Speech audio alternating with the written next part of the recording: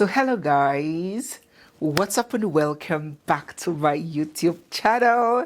It's me, your girl barrister Neze, and this is Nezeville. In our last Doris Ogala video, I brought to you guys of how Doris came out with threats, warning that marriage that Pastor Chris was about to have cannot and will not hold, and how it held anyways. Someday, and at the right time, we will share our stories. But for now, we just want to give thanks to God. I'd like you to know, we prayed, we sought the face of the Lord, and the Lord gave us direction, and we followed it. There are counters to this you will not know now, but not long from now, we will tell our stories.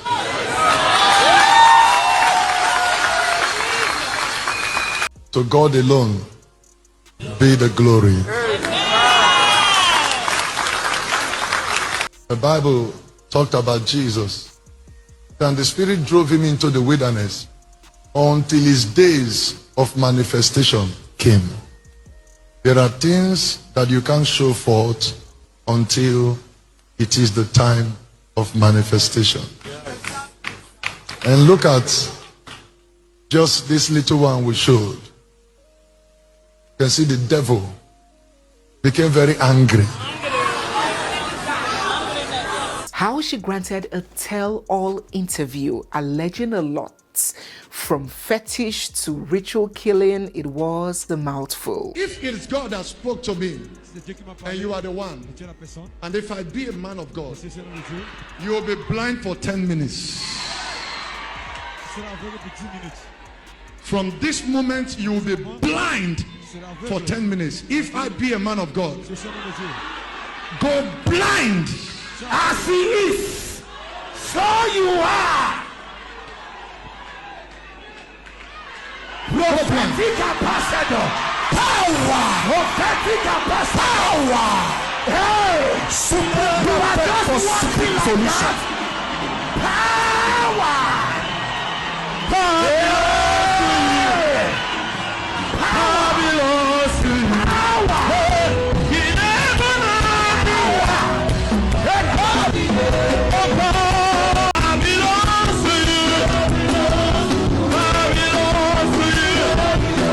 Well, it seems as though Doris Ogala is not backing down any soon, because she also went full-blown legal against the pastor. In this formal demand notice that has now made it out online, Doris, through her lawyers, legally informed Pastor Chris of their client's intention to sue him for a breach of promise of marriage if he fails to pay her damages to the tune of 1 billion naira. A part of it read, "We act for Miss Doris Ogala in connection with the subject.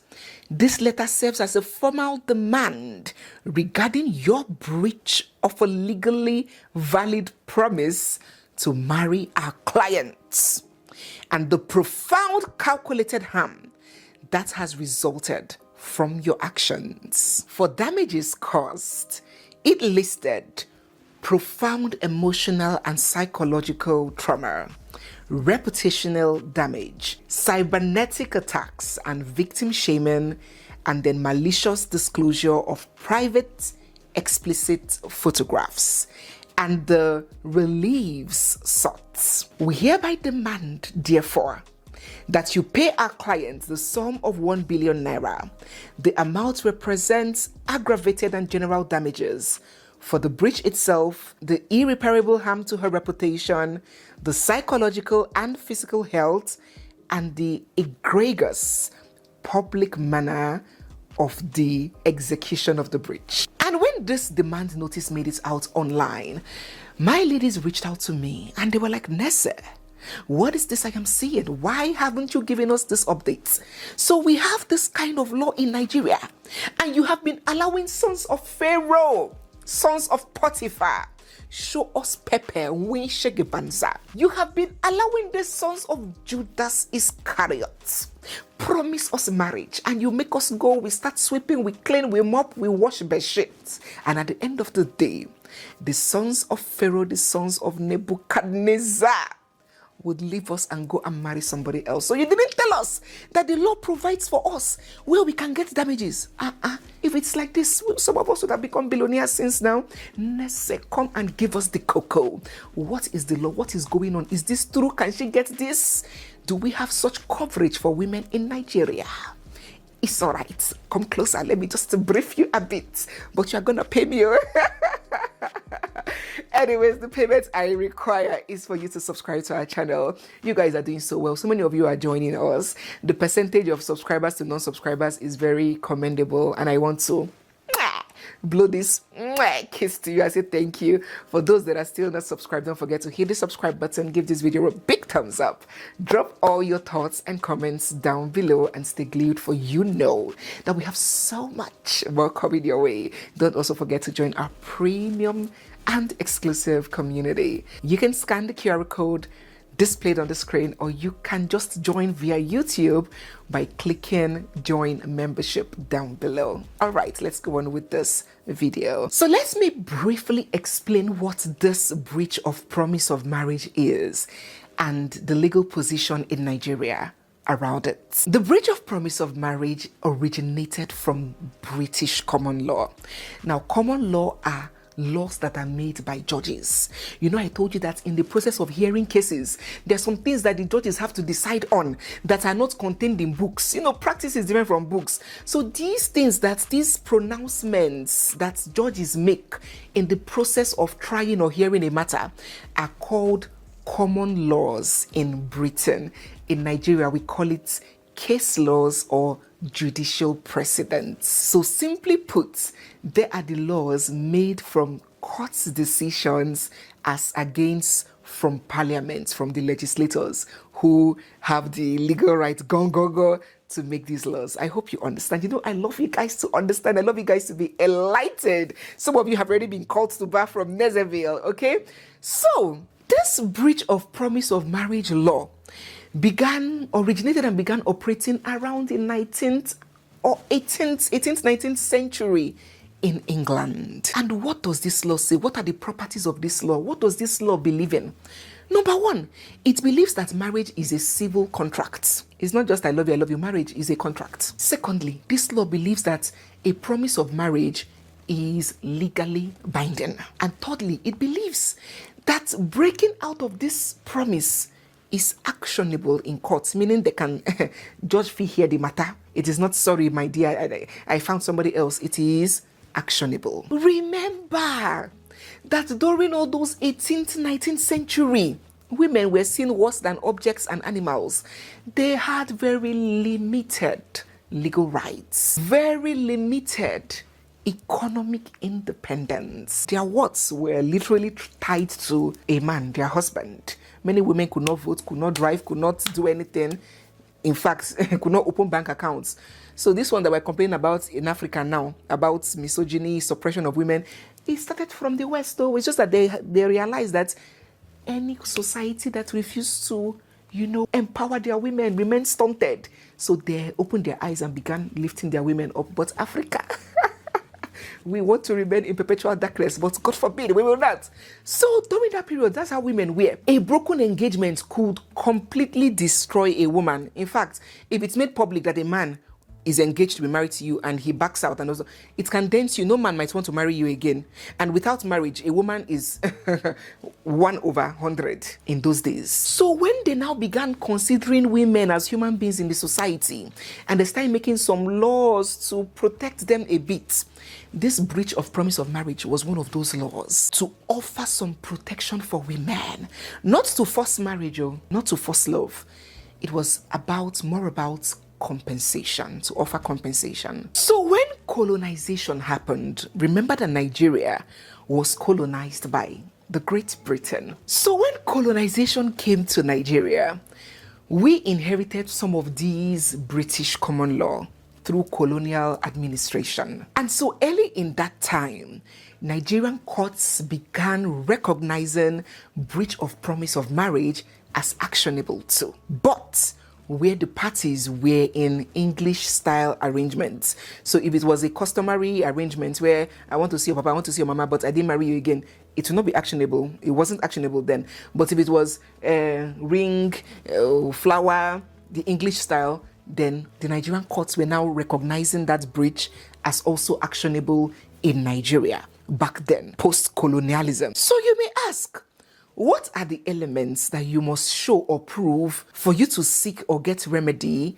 under this breach of promise of marriage? 1, there must be an existence of a valid promise. So it must be clear, it must be mutual, and it must be unequivocal. It cannot just be casual or hopeful or implied. Let us see how it goes. It must be clear. I want to marry you, or will you marry me? And that can be evidenced through maybe a ring, an engagement ring, or a letter, a public proposal, or witness accounts or testimonies. Secondly, there must be a clear breach of that promise, not just a delay. So there must be a breach either by verbally communicating, I'm not interested in marrying you again, or getting married to someone else. And thirdly, there must exist an absence of justification. So all the vitiating elements of a normal contract, such as a mistake, misrepresentation, fraud, all of those things that would normally cancel a normal contract, can also cancel this one. Even infidelity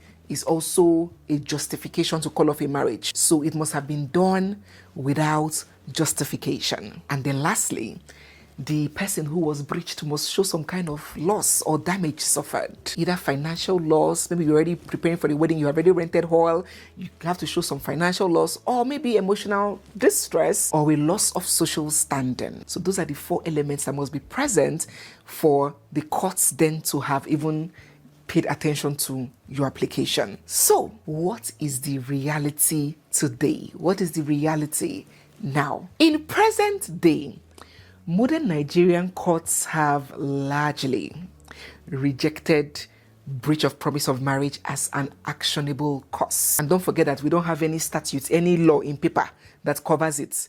So our only hope would have been the courts, right? The courts also have largely rejected that. It is widely believed that enforcing such claims compromises personal liberty. Marriage no be by force now. Haba, written. So this inherited law have fast become largely abandoned. In this case now, we do not know if Doris's lawyers are just, what is my business? A brief is a brief. If you say this is what you want, we file something. Even if it gets rejected, I don't get my lawyer pay. We do not know if it is that, or if we don't know if it's born from genuine optimism. Let's give this a shot. You never can tell. It just takes one judge, one case for a judicial precedent to be born. But from my own observation and assessment, it may be a shot in the dark. What do you think about this law? Do you think that Nigeria and other African countries should embrace it? Let me know if your country has a law like this that punishes breaching a promise to marry. What do you think about? Do you think it's a good law that protects women from time wasters who string them on and disappoint them?